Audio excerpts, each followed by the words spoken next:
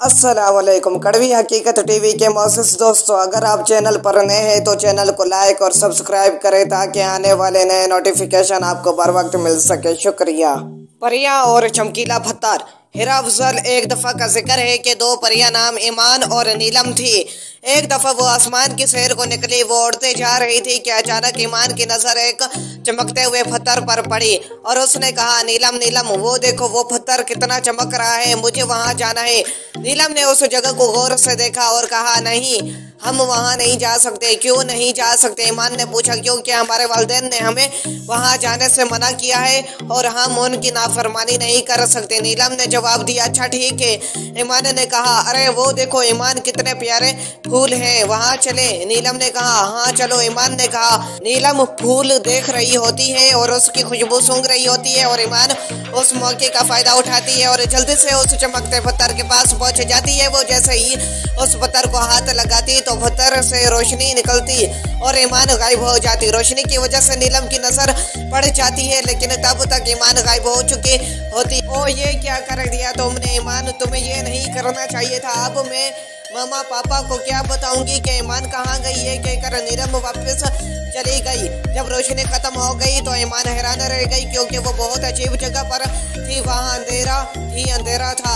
ये मैं कहाँ आ गई? ईमान इधर उधर भागने लगी और बाहर निकलने का रास्ता तलाश करने की कोशिश करने लगी, लेकिन उसे कोई रास्ता ना मिला और वो परेशान होकर रोने लग गई है कि अचानक वहाँ एक और परी आ गई और कहने लगे, रो मत, इंशाल्लाह हम यहाँ से बाहर जरूर निकलेंगे। उस परी ने कहा। ईमान ने उसकी तरफ देखा और कहा, तुम कौन हो? ये कौन ऐसी जगह है? मेरा नाम चमन परी है और ये एक ऐसी जगह है कि यहाँ से कोई नहीं निकल सकता। क्या मतलब? ईमान ने पूछा। चमन मुस्कुरा के कहने लगी, क्या तुम्हें तुम्हारे माँ बाप ने कुछ नहीं बताया? नहीं, ईमान ने जवाब दिया। तब चमन कहने लगी कि यहाँ पर एक चुड़ैल ने जादू किया है और इस जादू को कोई भी आज तक नहीं तोड़ सका। क्या मतलब आपकी बात का? ईमान ने कहा। नीलम आ गई तुम? ईमान किधर है? नीलम की माँ ने पूछा। अस्सलाम वालेकुम अम्मी जान। ईमान अपनी दोस्त के साथ आज रात रहेगी, क्योंकि उसकी दोस्त की आज सालगिरह है। वो हमें रास्ते में मिली थी और ईमान को अपने साथ ले गई। नीलम ने जवाब दिया, वालेकुम अस्सलाम, ठीक है, जाओ तुम आराम करो, मैं खाना लेकर आती हूँ। नीलम की माँ ने कहा, ठीक है अम्मी। नीलम ने कहा।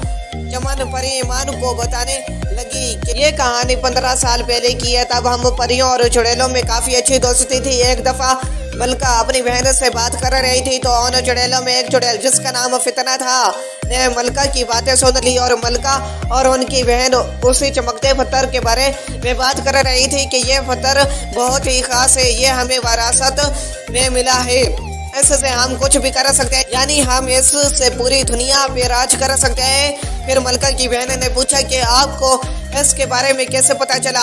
तो मलका ने जवाब दिया, उसके बारे में इस किताब में लिखा है, लेकिन ये बात किसी तीसरे को पता नहीं चलनी चाहिए। जी मलका, मैं इस बात का ध्यान रखूंगी, मलका की बहन ने कहा। फिर फितना ने जाकर सब चुड़ैलों को ये बात बता दी, लेकिन किताब वाली बात नहीं बताई। उन लोगों ने चमकते पत्थर का गलत इस्तेमाल करना चाहा तो हमने उनको गलत इस्तेमाल करने से रोका। तो इस तरह हमारे दरमियान लड़ाई शुरू हो गई और फिर जब हम जीत गए तो उन चुड़ैलों को शिकस्त खानी पड़ी, लेकिन फितना को शिकस्त खाना पसंद ना था, इसलिए उसने मलका की गैर मौजूदगी में वो किताब चुरा ली और उस चमकते पत्थर पर जादू कर दिया और तब से आज तक यहाँ से कोई बाहर ना जा सका। नीलम, अब तो ईमान को आ जाना चाहिए था, आखिर दोपहर हो चुकी है, बल्कि शाम होने को आई है।